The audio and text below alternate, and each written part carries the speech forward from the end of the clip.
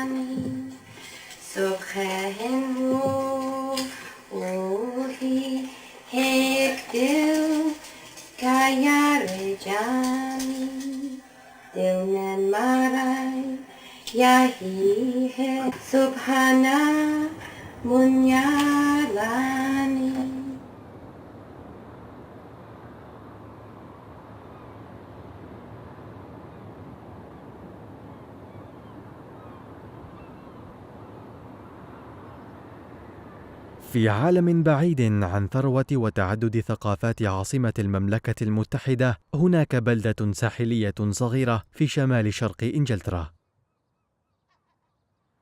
لهارتليبول تراث مسيحي يمتد ل1000 سنة، لكن قبل نصف قرن وصل الإسلام لأول مرة عندما انتقل طبيب شاب وزوجته إلى المنطقة. And he came to work on the ward where I was working as a staff nurse. And he'd been working a few months at the hospital, and I used to see them going out in the evening sometimes from the hospital, the ward office window. I could see them going up and down the drive together, Dr. Khan and his wife, and going out for a walk in the evening. And it was Christmas time, and at Christmas time you give each other gifts. So I thought, well, I'll go and introduce myself to his wife, and I just went to the flat where they were living, which was just just above the entrance to the hospital, and I knocked on the door, and they welcomed me in, and I gave them the gifts, and that was the beginning of a very long friendship. And my husband, Terry, he was a patient at his surgery. And we used to go down there. Dr. Khan asked him to see what work he does. And my husband said he was a joiner. And he said, oh, well, I want somebody, to come to the house and do a bit of joining work for us. So he went round and done a bit of work for him. And then from then on, every time he wanted something doing, he used to send for Terry, because he used to say he's a good joiner. And then after a while, Mrs. Khan asked us to come round for a bit of dinner, to come round for some dinner. Anyway, I said it was very nice of him. Anyway, we went round one night and she cooked all this dinner and it was lovely. उसकी बेटी कैसी है? गुगू और We were very fortunate that when we were quite young, I was about 8, Hazrat Khalifatul Masih Salis visited Hartlepool as part of his visit to the UK. تشرف الدكتور حميد والسيدة خان بالترحيب بحضرة ميرزا ناصر أحمد إمام وخليفة الجماعة الإسلامية الأحمدية العالمية في بيتهم. الآن السيدة خان ترغب في تقديم صديقتها بام. I did meet the third Khalifa as well, but that was in Rubwa. That was my daughter. We went to a wedding of one of Dr. Khan's family members, and my daughter Tara was with me, and everybody was in the lounge, and she just ran over and sat on his knee. Before the wedding, I remember going with Mrs. Khan for a mulaqat, and on that occasion, I asked him if he would pray for my daughter, and he said he would pray for her to be intelligent, and mashallah, she turned out to be very intelligent. But it's strange that, you know, that she got a first from Cambridge, and I think that's quite sort of not a common thing to happen, really. I think the prayers affected her quite a bit. هاجرت عائلة خان إلى المملكة المتحدة في ستينيات القرن الماضي من بلدة ربوة في باكستان، وأثناء طفولتها في ربوة بدأت ساجدة تهتم بالدين. When she was quite young, she told us that she had a dream that Khalifatul Masih Sani came to her and said that जब तुम 35 साल की होगी मैं तुम्हारे ऊपर जादू करूँगा, which means that when you are about 35, I will change you with the kind of magic. في عام 1981 في منتصف الثلاثينيات من عمرها أصيبت السيدة خان بمرض شديد. Sajida Hamid from Hartlepool. First of all, she saw in a dream that there was a red double-decker bus who was, rushing on towards him, and she thought she will be crushed under. And also she had the feeling that I must somehow save myself. So she pushed the bus with her hand, the palm of her hand. And to her surprise, the bus stopped and she got saved. When she related this dream to her friend, her name is Palm, she interpreted it. She said, you are going to have an attack from a very serious disease, because the red bus means illness to me. But despite the fact that apparently you will have no chance of survival, Allah would save you. So she fell ill, as was predicted in the dream, and she was saved as well. And she told Palm that now it's all right. She said, no, it's not all right. You saw a double-decker, so the disease is going to visit you again, and this time maybe more seriously. So actually it happened so that she suffered from cancer, and the case was so advanced that the doctors lost hope. My parents went to see Khalifatul Masih Salis for a mulaqat or some such occasion, and he sort of gave her a prayer or a dua and sort of said that don't worry about this anymore, it's gone. And my father particularly took this as sort of a prophecy or a sign. The doctors almost thought she was dead. Although I don't know whether she was clinically declared dead or not, but the doctors had given up hope and finished everything. At that moment, she was witnessing something of the other world. She saw in the dream that she was already dead, and she was raised to the heaven and was brought to the presence of Allah. And she beseeched Allah that she had left small children, young of age, and she's very worried for their sake. So please return me to earth. And Allah said, you're already dead. So she said, what then? You are the proprietor of everything. You are the master of life and death. You can send me back even if I am dead. So Allah said, but you know how much time has passed? You are dead for the last 5,000 years. So she said, what then? You are the master not only of space, but master of time. You can reverse the clock of time as you please. So don't treat me with this, that sort of answer. So, and then Allah said, all right, I'll send you back, but with two signs, so that when you tell this story, people believe in what you tell them. And the two signs which will be shown to you would be these. Number one, although the doctors will give you blood transfusion, but you don't need any blood transfusion. So don't take. Secondly, you will feel immense pain, most terrible pain, and the doctors would fail to cure whatever they do. So with that, abruptly the interview ended and she came back to life. And suddenly the doctors saw the signs of breathing and things. Already she was on blood transfusion for some time. And a quarter of that bottle was already emptied when this had happened. So when she noticed that bottle, she remembered Allah's message that she doesn't require any blood transfusion. So she removed the needle by just a jerk of the hand. So the doctor insisted that I must put the needle back in the vein. And she insisted, no, Allah has told me, but he wouldn't believe naturally. So he forcefully injected the needle into her artery or vein, whatever it was, perhaps artery. And the result was that immediately she threw a reaction so strong, allergic reaction, that the whole body became swollen. And the doctor got panicky and removed the needle from her body.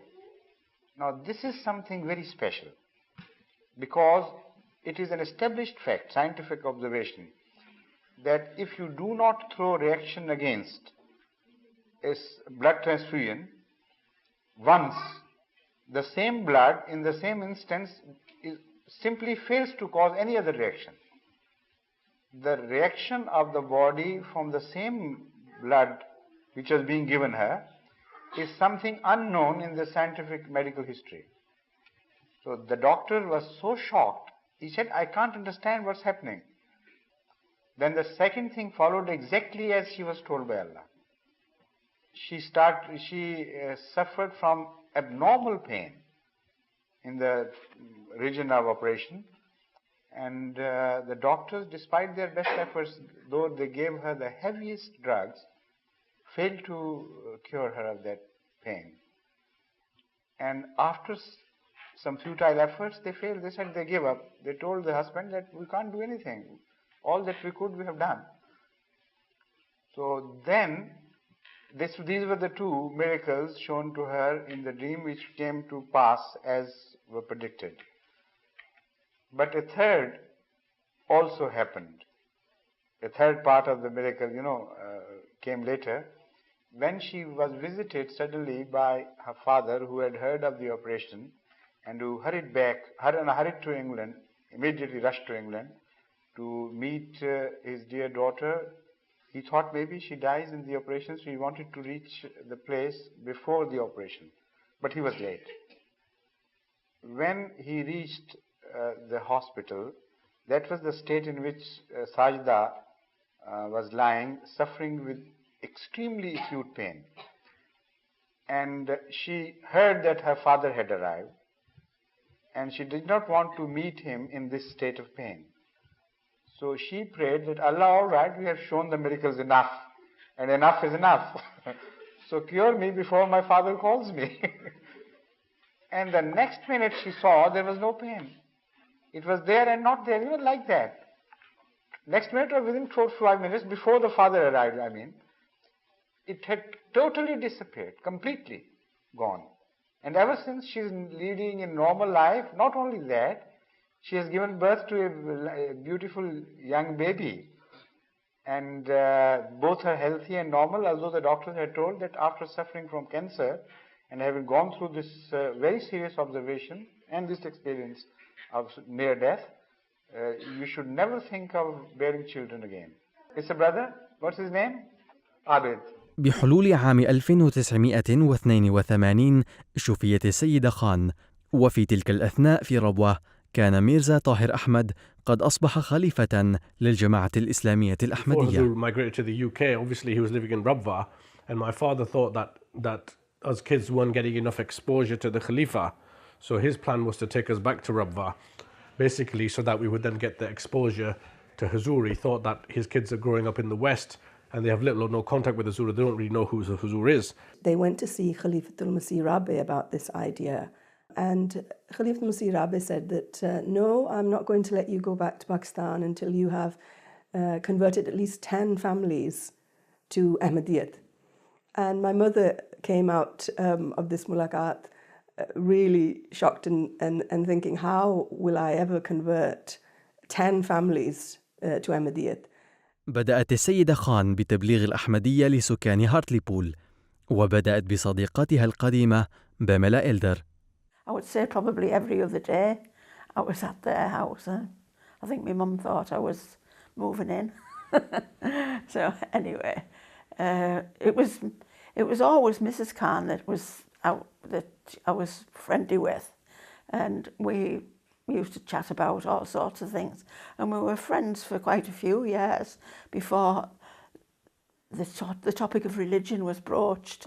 I think she thought she might frighten me off if she started immediately talking about religion. My father initially thought that my mother was very enthusiastic about Tabligh and wasn't sure. He was a quiet man, so I think it was harder for him initially to be as enthusiastic as her. Mrs. Khan used to have meetings in the house. Then she called, various members of the senior members of the community to talk. And on a couple of occasions, George Yusufullah Khan came to speak, and it was after one of his talks that I decided to do Bayat then.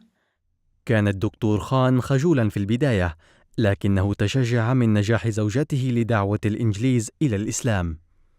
I was in a public house in Stockton with a friend having a drink, and he told me that his wife had met a lovely doctor's wife, and they were Muslims, and she'd been to see them. And she said what nice people they were. So he said to me, would you like to come and visit them? So I said, yes, I don't see why not. So I went there to Connorcliff Road, and I was immediately taken by Dr. Khan, because he was such a shy, reticent, but very, very, very, very kind man. And he stood at the door, and I can still see him standing at the door and saying to me, hello, hello, come in, come in. We had a very, very nice talk, and then he gave me some little pamphlets. One was Jesus on the cross, and another little, and so I've read them, and then you see, it's quite a shock to the system to be told, after you've been brought up with a religion all your life, from being a baby, that Jesus didn't die on the cross, that he just swooned, and then he was, Jotham Arimathea took him away, and he's put in the tomb. And then after 3 days, they got him better and brought him, and everybody thought he'd been resurrected.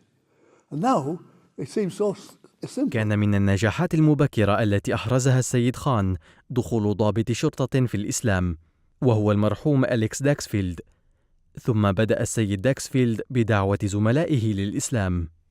I'd reached an age when I was about 35 when I prayed to God that he gives me a friend who had the same sort of utopian ideals as me, living in a nice, peaceful world. And I remember about a month or so later, my auntie, who lives in Scotland, she got in touch with me.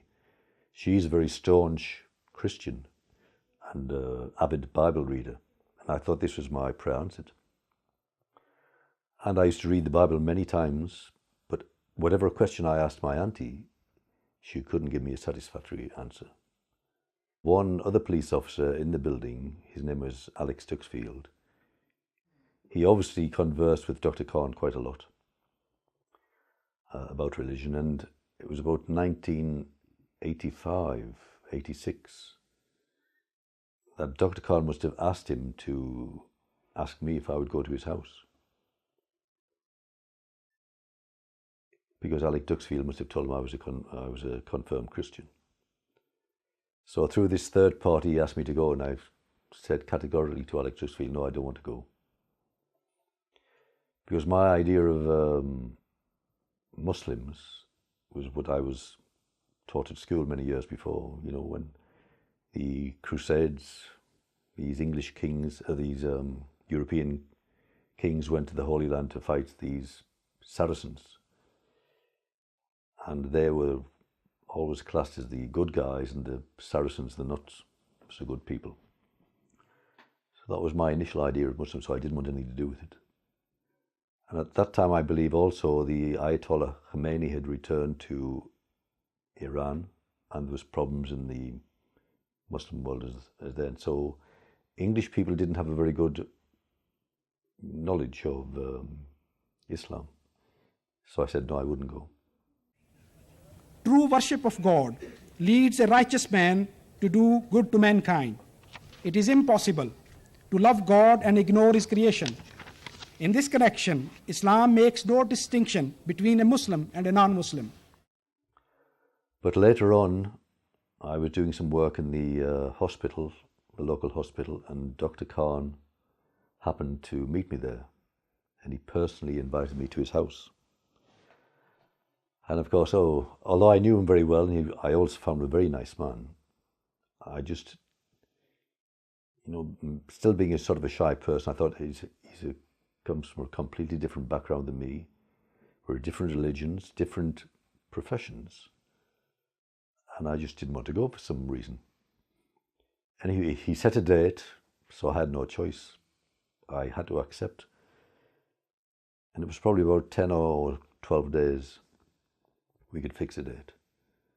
And for those 10 or 12 days, every night I was quite nervous, thinking about having to go to this house to talk to a Muslim. And on the day in question, it was an evening appointment. I drove around the estate quite a few times because I didn't want to go in the house. I knew nothing about Islam. I thought I'll go and convert Dr. Khan to Christianity. مع انشغال السيد والسيدة خان بتبليغ الإسلام لموريس ثريكلد وبيل أتكنسون وغيرهم من الأصدقاء الإنجليز، بدأ الخليفة يولي اهتماما خاصا لهارتليبول. My mother used to speak to Hazur quite regularly on the telephone and so on to get advice, and he would always have time for her. And then also he made a lot of effort to make trips to Hartlepool on several occasions to meet with the people that were already converted, but also the people that were under Tabligh. My first meeting with him, this was before I became an Ahmadi. I'd been invited to Dr. Khan's house for a meal, and I don't think he told me he was expecting guests. But anyway, I knew he was building a new dining room onto his house. And I thought, that's strange having guests when he's having building work done, because the plaster was still wet in the dining room. Anyway, I arrived that night, it was full of people. And then he invited me to come have a meal in the dining room, and there was a gentleman with a turban on. And I sat next to him, and he engaged me in so many questions and things like that. And I thought, what a wonderful chap this is. I had no idea he was Khalifa, because I wasn't dressed appropriately anyway. But I thought he was very interesting and very friendly. He was so jovial. And it made you so relaxed. And then I never realised what an important man he was and what a religious man he was. It was just like speaking to you. And I just sat there talking to him about different things, one thing to another. And then we had a meal, and he was there, and I sat here, and he was telling us about his exploits when he left Pakistan, when he had to escape to go to the London Mosque. After that, and it happened very, very quickly, within a state of a month. I said I wanted to sign the bait. I'd only been signed for about 5 minutes, and the phone rang. And Hamid said, it's Hazur. I've just told him we've got a new convert, and he wants to speak to you.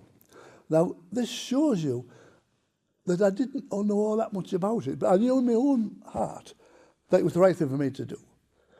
But Hazur says to me, Assalamu alaikum, No, I said, oh, thank you very much, because I didn't know I should have said, walaikum assalam, which was the thing to do. But you see, you've got to learn all these things, haven't you? Anyway, I spoke to him, and he said, I thought I saw a little spark there, he said. How are you, Mahmoud? Fine? MashaAllah. And then he wrote me a very, very nice letter welcoming to the Jamaat, which I've got framed, which I've above my bed at home, and that was it in 1987. So, you know, and I've got a picture of the lace as well above it and the thing below it. So it's always there in my mind. See it every day. One book which I was really attracted to was Jesus in India. That was more or less the deciding factor when I found out that God hadn't killed his own son or asked him to give his life for others, and he actually survived the cross. That was the turning point for me. And one night it was a Saturday evening, I told my wife that I was going to accept Ahmadiyyat the next day.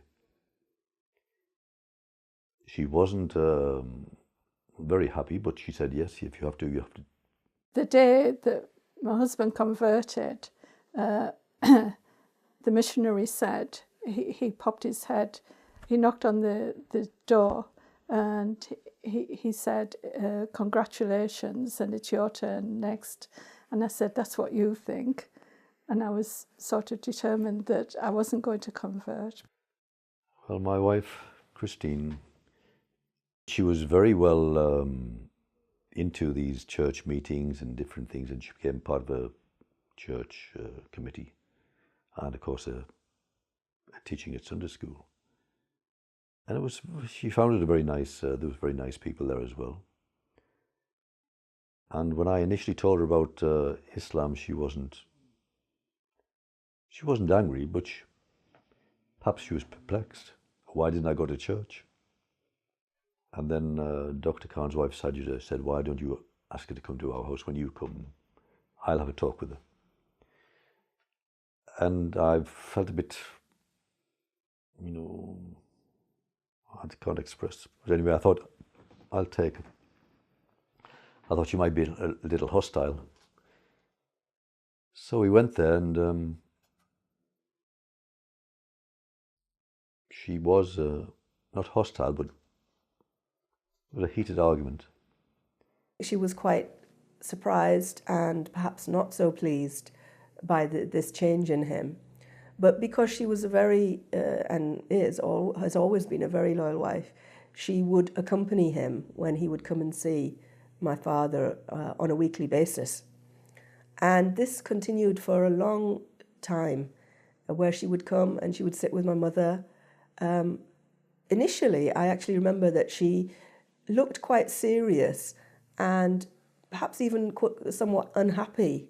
بقيت كريستين أتكنسون متحيرة مع الإسلام، لكن صديقة السيدة خان بيريل تايلر كانت أكثر تقبلاً. And she used to read the Quran to us and that, you know, in English. And she kept asking me all the time, all the years, would you like to change? And I was a little bit unsure, you know. And she used to say to me, you know, one of these days will, you know, somebody will come to you. And if it does, would you tell me? And I said yes.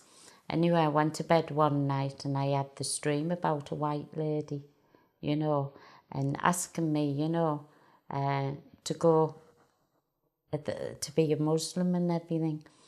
And was kept going, like, you know, kept like putting the arm up to come to him, or, you know, to come to her all the time.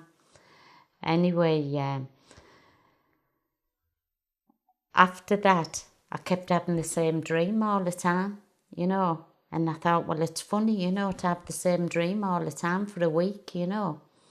Anyway, when I went round Mrs. Khan's, I told her about it.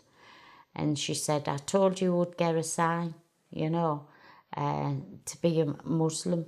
The number of people, the converts to Ahmadiyyat increased, and the number of visitors or people interested in Ahmadiyya increased. And the house in which Dr. Khan lived was a rather large house. But it became so full of people we had no room, so to speak, for Friday prayers. And then he had a double garage. And then he turned around and said, I've got a really big job for you, Uncle Terry, he used to say. I've got a big job for you, Terry. And Terry said, well, that's all right. He said, would you mind if you turned the garage into a mosque? Well, he was over the moon. The second mention in his revelation about the British is that he saw himself in England, catching white birds, and he interpreted this dream as the British people accepting Islam. I have chosen Hartlepool to mention this particularly because here I see the seed of the fruition of these prophecies. Here I see the development of a community which is characteristically British, overwhelmingly British, not made of components from Pakistan mainly, but mainly the British people themselves, were also, with the grace of Allah, very devout and very sincere in their attempt to learn Islam. حول زوج بيريل تيري المرآب إلى مسجد، وبدأت الآن عائلة خان تبلغ الإسلام لأسرة جديدة. Well, it started off with my brother Paul, and he kept it very, very quiet to himself. And then I used to pay visits to my parents, and periodically my brother Paul used to disappear, and I kept saying to my mum, where's our Paul gone? She used to say, oh, he's just gone in another room. And I said, well, he's been gone an awfully long time. Then all of a sudden she told me that he'd gone in to say his prayers. And I was like, what? She said, oh, yes. And slowly, he started to change as a person, and he got really nice. And then all of a sudden I was like totally taken back because I just couldn't believe like the change in him. And then he was talking to my mother a lot, and he kept saying, you'll have to come to prayers on Friday. No, you keep going, you keep doing what you're doing, and maybe. And then one day I'd said I would go through to see her, and she said, oh no, I'm going to meet our Paul's friends, Sajida and Dr. Khan. She said to me, would you like to come? Would you like to come and meet Dr. Khan and Sajida and his family? And I said, okay, yes, I'll come. So that was 3 of us started to come on a Friday. Out of all the Hartlepoolians, I think you have the most effervescent personality. Is that right or wrong? His mother also had the same. Bubbling with life and things. And then I think my father, Bill, started to get like a bit left out. Well, and he kept saying, well, where you're all going? So he asked me, he said, are you going on a Friday, our Vivian? So I said, yes. I said, would you like to come? He said, yeah, I think I will come. So that's how we all started to come. And then Auntie Lily, my mum's cousin, used to visit us and stay maybe for a month or 2 weeks, whatever. And she got curious and she started to ask my mother and my father and Paul, and they said, would you like to come along? And she did. And then they got all of us. في المجموع 6 من عائلة هيجز قبلوا الإسلام: بول ووالدته ماريان، ووالده ويليام، وشقيقته فيفيان، وخالته ليليان وزوجته روز. بدأ المسلمون الجدد يلفتون اهتمام وسائل الإعلام الوطنية، وتم عرض صورة السيدة خان في جريدة التلغراف. وسرعان ما نشر هؤلاء المسلمون الجدد رسالة الإسلام حول العالم. وقد سافرت باميلا إلدر وهي ممرضة إلى ربوة للمساعدة في تطوير المرافق الطبية في المدينة. وفي الوقت نفسه أخذ الدكتور خان وفدا من المسلمين الجدد إلى الجلسة السنوية في قاديان. وقام بلال أتكنسون بالوقف المؤقت في روسيا، حيث ساعد في زرع بذور الأحمدية. I said to Hamid when I went, he said, I'm not going to tell you to stop drinking. He said, Islam is you can make your own decision what you want to do. You're not forced to do anything. And I said, but he said, when you will stop eventually. And I didn't believe him. Then I did have a little lapse, unfortunately. I lost my job and I got very depressed. And I'd said to Hamid, I said, if I hadn't become an Ahmadi, I would have committed suicide. And that's a terrible thing to do. I mean, that's the worst sin you can possibly do.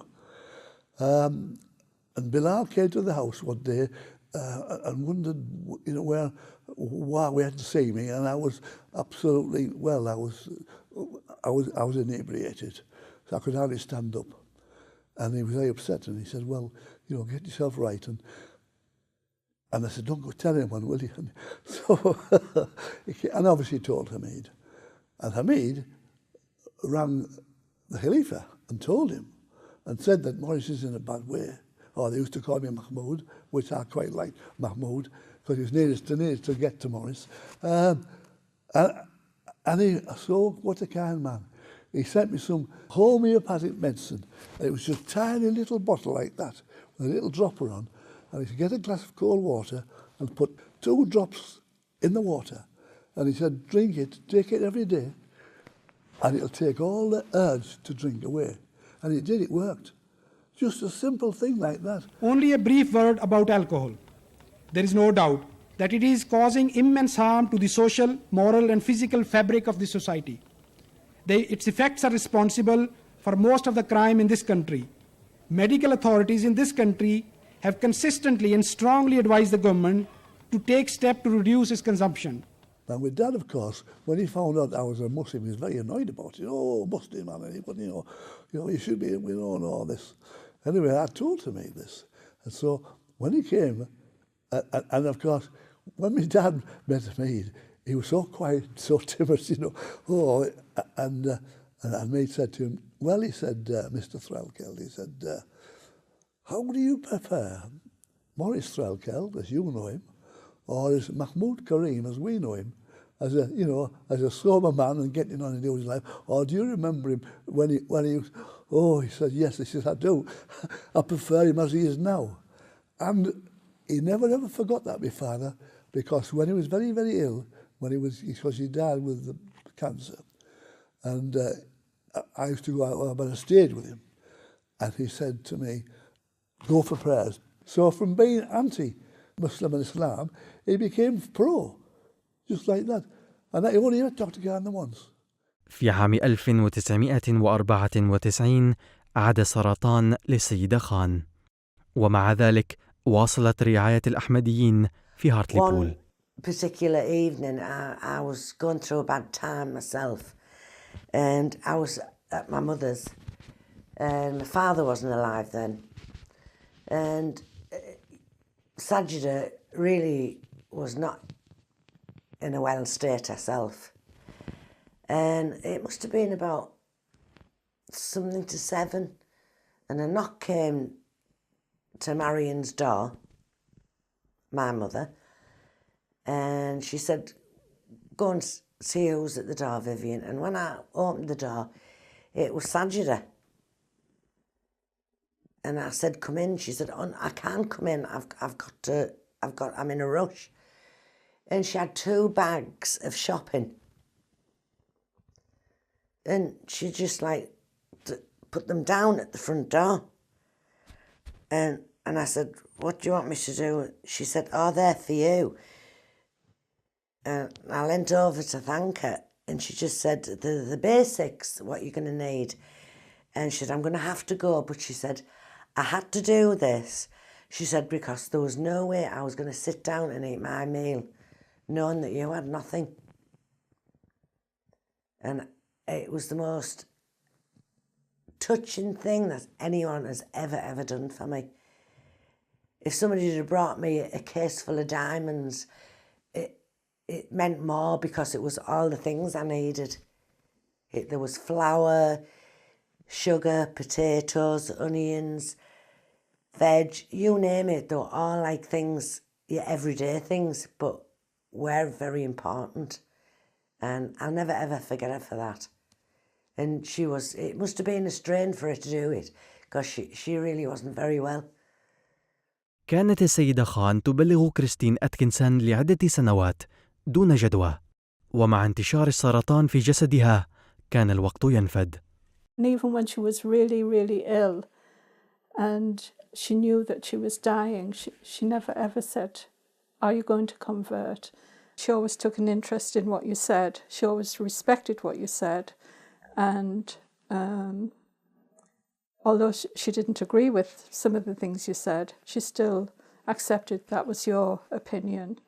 She was so enthusiastic that even when she was very ill at the end of her life, she had cancer and it had affected her memory.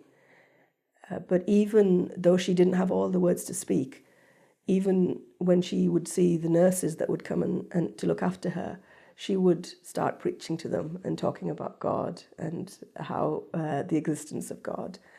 Her uncle, Mamu Manan, visited us, and he observed that she would often have a lot of pain, but whenever any of her the English ladies that had converted or the people that she was preaching to came to visit, she would sit up and appear as if she was well and would talk to them quite happily until they left, and then it was obvious again, and it was apparent that she was quite unwell and in pain.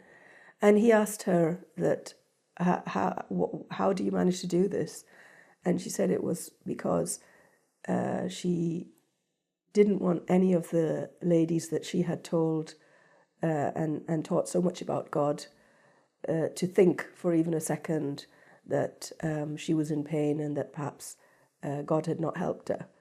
I used to have a dream that there was a white shiny shape at the end of my bed, and I used to wake up screaming when the shape was here. It frightened me. And I used to everybody in the house woke up and used to be frightened because I'd had this dream. And over the years, she moved around my bed, and I got really frightened because I thought I was going to die. And she got closer and closer. And this happened over a period of a long time. And then I had one dream where she was there, but she bent over me and I saw her face for the first time. And it wasn't a lady, it was a man. I didn't know who this man was. And it wasn't until a long time after that I'd been going to Dr. Khan's that I actually saw a photograph of him. And so Dr. Khan and Saida arranged for me to go and meet him. And when I went into his office, he was dressed all in white, just like in my dream, and his face was glowing like it was in my dream. And I'd never seen anybody with such a serene and beautiful face. Wa alaikum assalam, Christine, how are you? I had a dream that my father was ill and in hospital, and my mother and my brother and myself were crying. And I told them that I'd have to go and leave them. And my mother said no, and I said, no, I have to go, I have to leave. And I woke up crying and I was so upset. And then afterwards, we had an appointment to go and see Hazur. And we went in his office and he said salam to everybody. And then he said, you know, Christine, there comes a point when you have to leave your family. And my heart was just pounding because in my mind I thought he knows about my dream. And how does he know about my dream? So Sajida was saying, tell him about your dream. So I told him, and he said, you're going to leave your family spiritually, not physically. And now's the time you have to think what you're going to do, which path are you going to take. And so when we came out from his office, I told Dr. Khan that I would read a Holy Quran, because I'd never read a Holy Quran from beginning to end. I'd heard verses from it, and I'd heard my husband explain some of the commentary. But I'd never actually held one. And then Daddy Uma, Dr. Khan's mother, gave me a copy of a Holy Quran. And when I took it off her, my hand was shaking, and a voice inside said, there's no turning back. And I read it, but before I'd finished reading it, I knew then I was going to convert. It was a total shock. It was completely out of the blue, but instead of euphoria, I was so happy. At the last 5 years, preaching, not only Sajid did most of the preaching, but I used to do it as well. And I think she just lost the argument, so to speak, and just accepted that what we were saying was true. And she was very influenced by the fourth Khalifa. She loved him very much. في كانون الأول ديسمبر عام 1994 انتقلت ساجدة خان إلى رحمة الله. Khalifa Masih was very pleased with the fact that, mashallah, both my parents were trying so hard in Tabligh. And he even said to her that, inshallah, your name will be remembered in the history of UK ladies as Queen Victoria, as a sort of compliment that, mashallah, she was so good at her Tabligh efforts. जो अजीज़ा साजदा हमीद की नमाज जनाजा गायब है। आमतौर पर तो मैं हाजिर जनाजों के साथ गायब जनाजे पढ़ दिया करता हूँ, लेकिन इस मुल्क में उन्होंने एक ऐसा अजीम कारनामा किया है, उसकी वजह से मैं चाहता हूँ कि नुमायां तौर पर उनकी नमाज जनाजा अदा की जाए, और उसमें सारी दुनिया भी दुआ में शामिल हो जाएगी। यानी नमाज जनाजा तो हमारे साथ नहीं पढ़ सकती, और दुआ में शामिल हो जाएगी। इन दोनों मियाँ बीवी डॉक्टर हमीद और साजदा ने मुझे लिखा कि हम चाहते हैं वापस चले जाएं, क्योंकि यहाँ हमारा पूरी तरह दिल भी नहीं लग रहा और काम भी ठीक सेट नहीं हो रहा है, तो हमें इजाज़त दें कि हम वापस चले जाएं। इनको मैंने लिखा कि ख़ास तौर पर साजदा को मुखातब करके कहा कि तुम क्या पीछे छोड़ के जाओगी, कोई तुमने जमात नहीं बनाई, खाली हाथ यहाँ से जाने को तुम भिजवाने को मेरा दिल नहीं चाहता, इसलिए चले जाना, मगर थोड़ी देर के लिए टाल दो इस फैसले को और कोशिश करो खुदा तुम्हें तौफीक दे यहाँ जमात कायम हो जाए। उसके नतीजे में दोनों बहुत ही सही फितरत थे, हमीद तो हैं भी, उन्होंने फौरी फैसला किया कि हम जब तक यहाँ जमात कायम नहीं करेंगे हम नहीं जाएंगे।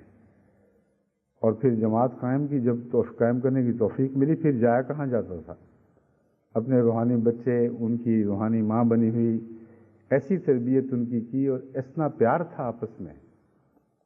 ये इनके विसाल के बाद हमारे जो देखने वाले मिलने वाले वहाँ गए थे जनाजे के बाद शामिल होने के लिए, वो बताते हैं कि वालिहाना मोहब्बत का इजहार था उन अंग्रेज़ों की तरफ से जिन्होंने साजदा के फैज़ से इस्लाम कबूल किया, और बहुत अच्छी तरबियत। और इंग्लिस्तान में एक ही जमात थी, अभी तक शायद ये एक ही हो, जिसमें अंग्रेज़ों का गलबा था और गैर मुल्की निस्बतन कम थे, क्योंकि उन्होंने बाद में हमें लिख दिया कि अब हमारा जाने को दिल नहीं चाहता। इसलिए जब जनाजे का सवाल हुआ नाश का कहाँ दफनाई जाए, मैंने डॉक्टर हमीद से कहा कि वहीं दफनाएं, उसी से ज़मीन का अब हक़ है कि उनको अपने पास रखे। तो इंशाअल्लाह असर की नमाज के मान बाद साजदा की नमाज जनाजा होगी। كان ابن سيدة خان الأصغر عابد يبلغ من العمر 11 عاما فقط. My mother passed away, I think it was the 3rd of December in 1994. About a week later, I got a message from Hazrat Khalifatul Masih Rabi through one of his family members that Ramzan is coming, and so you should come and spend a week with me, or spend some time with me. And I was really amazed. Hazur had never said anything like this before. I was just a young boy. Who am I to go and spend time with Hazrat Khalifatul Masih Rabi?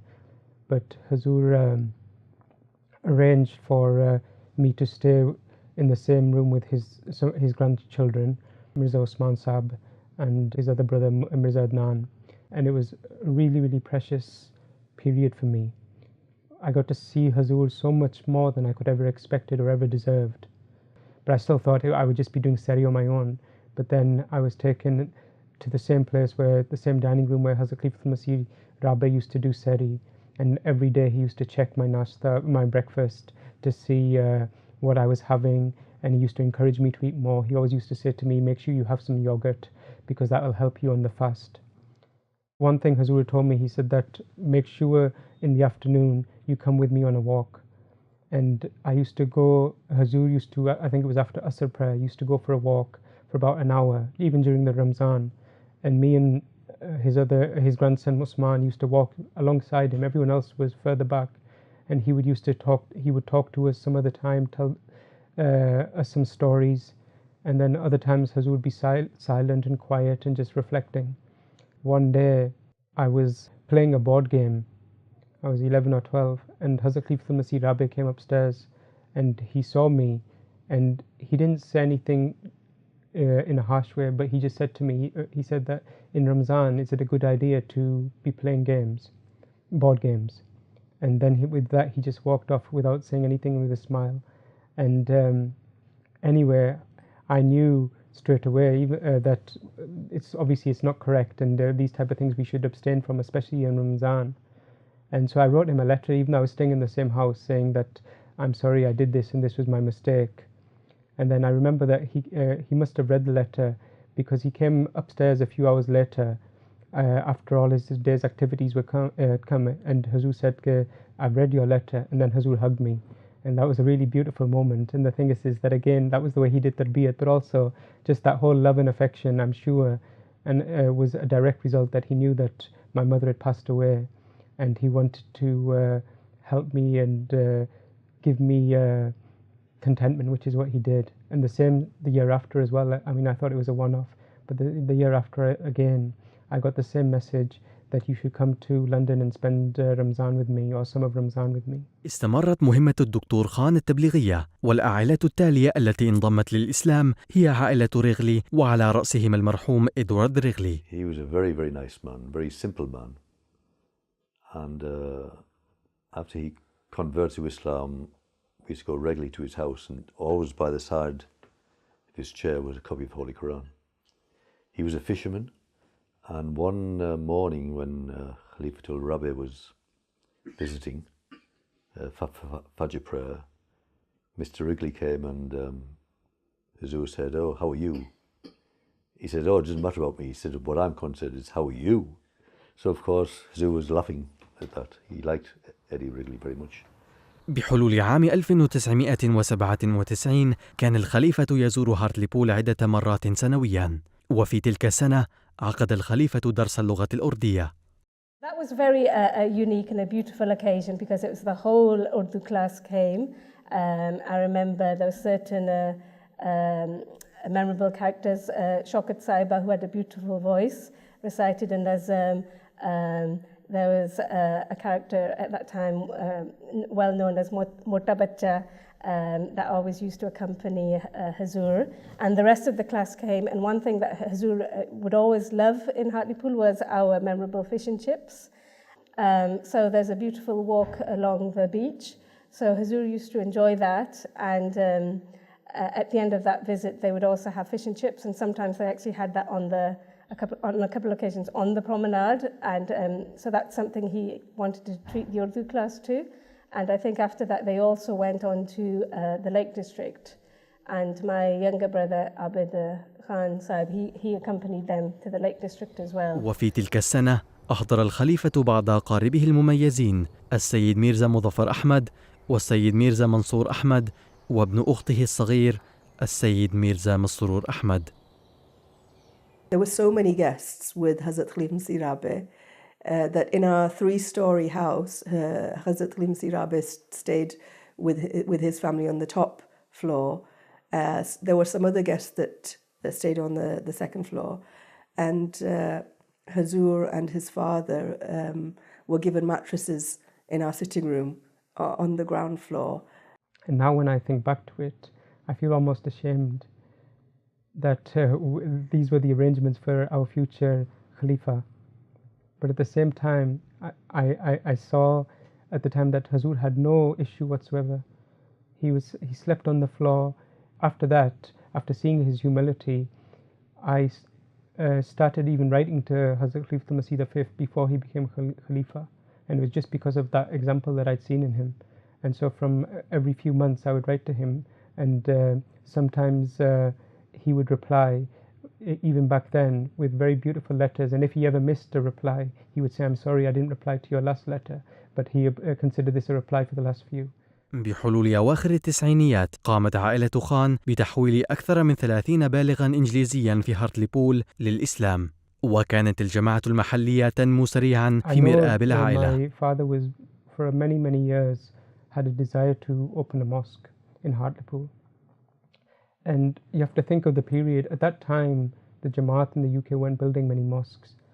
And so the thing is that it seemed like quite a impossible dream, to be honest.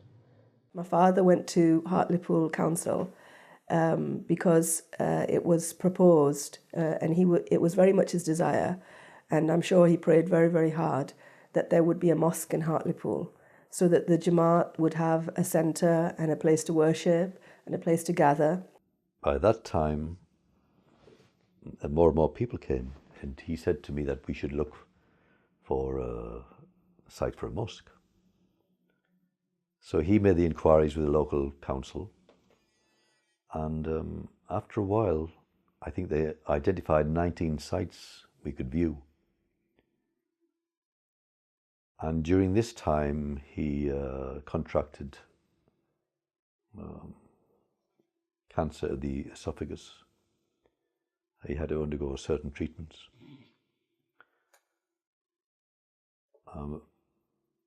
But I remember going around a number of sites which the council had identified, and we thought they all weren't suitable. And the last one, I think, was Broome Terrace. And I said to him, this might not be a very good site, because as a scenes of crime officer, I was called to that site many times and being broken into. It was a children's clinic on the site. I said it might not be a suitable site, but he says, no, we'll go for that site. So he made further inquiries. And by this time his condition had deteriorated. He was becoming weaker, but he got in touch with the council. And I think the year was 2000, where he informed the council we were interested in purchasing the site in Broome Terrace, and they quoted a price of £60,000. And by February, the end of February 2000, Dr. Khan passed away in June. And I remember that probably the last conversation I had with my father, Dr. Hamid Khan, was probably a week, 10 days before he passed away. After that, obviously, I did talk to him a little bit, but this was the last proper conversation I had with him. And he said to me that I know I'm going to die soon because my health is like this. But he said that throughout your life, I've only got one piece of advice for you, and that is to stay close to Khalifa Waqt. He said, if you do that, then I've got no reason to worry for you. But if you don't, then I do. So I'll never forget those words. And I know obviously he prayed for me, and my mother, she will have prayed for this in her life as well. And the sacrifices that they made was the reason that Allah, I'm sure, has given me this privilege, because I know there's thousands and thousands of people within our Jamaat, not speaking externally, but within our Jamaat, who are much more talented and capable. But Allah has given me this opportunity for the last few years to serve Hazrat Khalif Masih V as his press secretary, but also to learn from him, to see how he works, and to be able to spend a lot of time with him and to travel with him. And so the thing is, that is only because of the blessings, I'm sure, of what my elders did. उसके अखलाक निराले थे, अदाएं थी अजीब, हार्टलीपूल में कर ले. What is your time? What did you tell them when you invited them? How long they were expecting to remain with us? Didn't give any time. Huh? You always play safe, huh?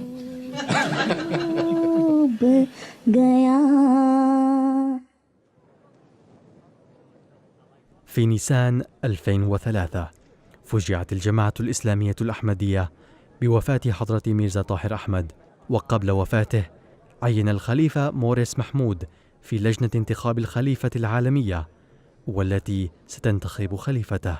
I went and joined the election, you see. I was very concerned about it because, you know, it's a very, there's only 100, and it's a very important meeting to go to. God's going to appoint the Khalifa. And someone got up and said, well, will the people stand up so we can see them, you see? Well, I didn't even turn around because I thought, well, even if I see them, I don't know who they are. And then the way went through, and then when the person, Khalifa's name was called out, everyone's had shot up just like that. It's amazing. And everybody went up and embraced us. Very, very emotional. حضرة ميرزا مسرور أحمد الخليفة الحالي للجماعة الإسلامية الأحمدية أعاد الآن تنشيط مشروع مسجد هارتليبول، وفي عام 2004 زار هارتليبول ووضع حجر أساس المسجد، وبعد ذلك بعام عاد لافتتاحه. आज इस मस्जिद के इफ्ताह के मौके पर यहाँ के पुराने अहमदियों को यकीनन उन दो मुखलिसीन की याद भी आ रही होगी जो यहाँ के इब्तदाई अहमदियों में से हैं जिन्होंने यहाँ जमात कायम की। आज डॉक्टर हमीद खान साहब और साजिदा हमीद साहिबा की रूह भी इस मस्जिद की तामीर का सवाब हासिल कर रही होगी, उनको भी ये सवाब मिल रहा होगा जिनकी कोशिशों से ये रकबा ख़रीदा गया और उनकी शदीद ख्वाहिश पर ये मस्जिद बन भी गई अल्लाह के फजल से। इन दोनों फ़िदायीन के लिए भी दुआ करें, अल्लाह ताला उनके दर्जात बुलंद फरमाए और उनकी नस्लों को भी अहमदियत का हकीकी खादिम बनाए। This mosque will become a symbol of mutual love and friendship and serve as a milestone amongst people of all faiths, and that from here a message will spread of the love of God who has unlimited love for his creation. May Allah cause the feelings of love and affection to increase in us. I remember once Hazrat Khalifa Masih V a few years ago said to me that the UK's attention to building new mosques, it started with the Hartlepool Mosque, and after that they started building more.